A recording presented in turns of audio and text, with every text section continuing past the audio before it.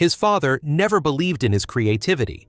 In fact, he stood against everything he tried to do to lift them out of poverty. But watch how he defied the odds, overcame every obstacle, and ended up saving his entire village from hunger. Don't forget to like, subscribe, and hit the notification bell for more inspiring stories like this. William Kamkwamba was born in the small town of Kasungu, Malawi, and raised in the rural farming village of Wimbe, where daily life was a delicate balance of survival and hard work. From a young age, William showed signs of curiosity and inventiveness. He spent hours taking apart radios and rebuilding them, gaining a reputation in the village for being able to fix electronic devices that even adults couldn't handle. Often, he could be found at the local junkyard, scavenging discarded items, batteries, wires, magnets, and any other item he could turn into a tool or toy. William's family, made up of his hard-working father Trywell, his strong-willed mother Agnes, and his siblings, depended entirely on farming for their livelihood. Theirs was a simple but dignified life, marked by community values and deep cultural roots. However, even their basic needs were vulnerable to nature's whim. Education was a prized but expensive privilege, and when the family fell on hard times, they could no longer afford to keep William in school. Though devastated, William refused to let go of his thirst for knowledge.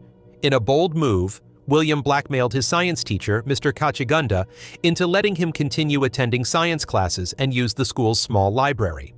He had found out that Mr. Kachigunda was secretly dating his older sister Annie, a relationship frowned upon by both family and school rules. Reluctantly, Kachigunda agreed. William began spending long hours poring over science books, especially one on energy production that would later become pivotal in his life. As time passed, Malawi was gripped by one of its worst droughts, and crops across the country, including those in Wimbe, failed. The rains that the farmers depended on never came, and soon famine swept across the land. The government struggled to respond, leading to rationing that angered desperate villagers.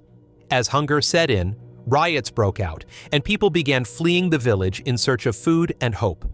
The economic effects of the September 11th attacks in the U.S. reached even distant Malawi, worsening inflation and cutting off food imports, which deepened the famine. In the chaos, William's family suffered a devastating blow when their grain reserves were stolen by thieves. The loss left them with almost nothing to eat, forcing the family to survive on a single meal a day, often just a handful of boiled leaves. Their loyal dog, Kamba, grew weaker and weaker until William, racked with sorrow, was forced to tie him up to prevent him from following them to the fields.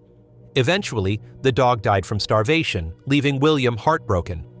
Meanwhile, Annie, realizing the burden her presence placed on the family, made the painful decision to elope with Kachigunda, hoping that by leaving, there would be one less mouth to feed.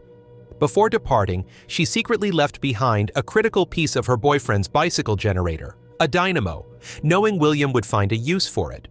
Inspired by the science book he had studied and desperate to save his village, William devised a radical plan to build a windmill that could generate electricity to power the community's broken water pump. With irrigation restored, he believed the village could grow crops even without rainfall. He began crafting a small prototype using wood, bicycle parts, and materials he'd gathered from the junkyard. Against all odds, the miniature windmill worked, its blades spinning and lighting a small bulb. William was ecstatic, but he quickly realized that to build a full-sized version capable of pumping water, he would need stronger materials, especially the metal frame and wheel from his father's bicycle, the family's only form of transportation and one of their last remaining possessions. When he approached his father to ask for the bike, Trywell was furious.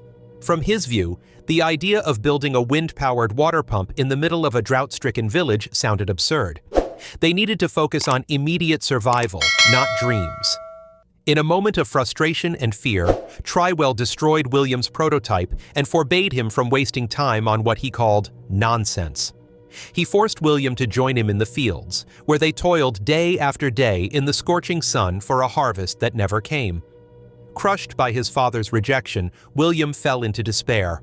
The loss of his dog, the departure of his sister, and the weight of watching his family starve weighed heavily on his young shoulders. Agnes, ever the quiet strength of the family, eventually spoke up. She reminded her husband that William was not being foolish. He was trying to help. Her words stirred something in Trywell, who began to see William not as a boy lost in dreams, but as someone taking initiative in the face of hopelessness. One evening, after William buried Kamba with his own hands, father and son finally reconciled. Trywell, eyes wet with regret, offered William the bicycle. With the help of his friends, including Gilbert, the chief's son, and the few villagers who hadn't left, William set to work building the larger windmill. It was backbreaking labor, made harder by hunger and weak tools. But William led them with quiet determination. Piece by piece, the structure rose. They used scrap metal, rubber belts, PVC piping, and the dynamo from Kachigunda's bike. Eventually, they erected the windmill and connected it to the broken pump.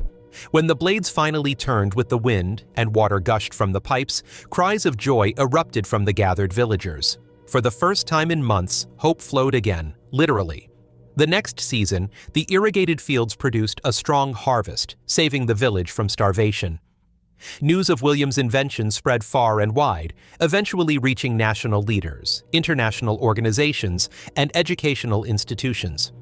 William was later invited to speak at a TED conference, where he shared his story with the world. He eventually received a scholarship to attend school in the US, where he continued his studies in engineering. But William never forgot where he came from. He always credited his community, his mother's faith, and his own relentless curiosity as the reasons he was able to change not just his family's fate, but the future of his entire village. If you enjoyed this video, please do well to like, subscribe, and comment on what movies you want us to review for you. Also, turn on the notification bell icon so you don't miss any of our videos. Thanks, and see you in the next video.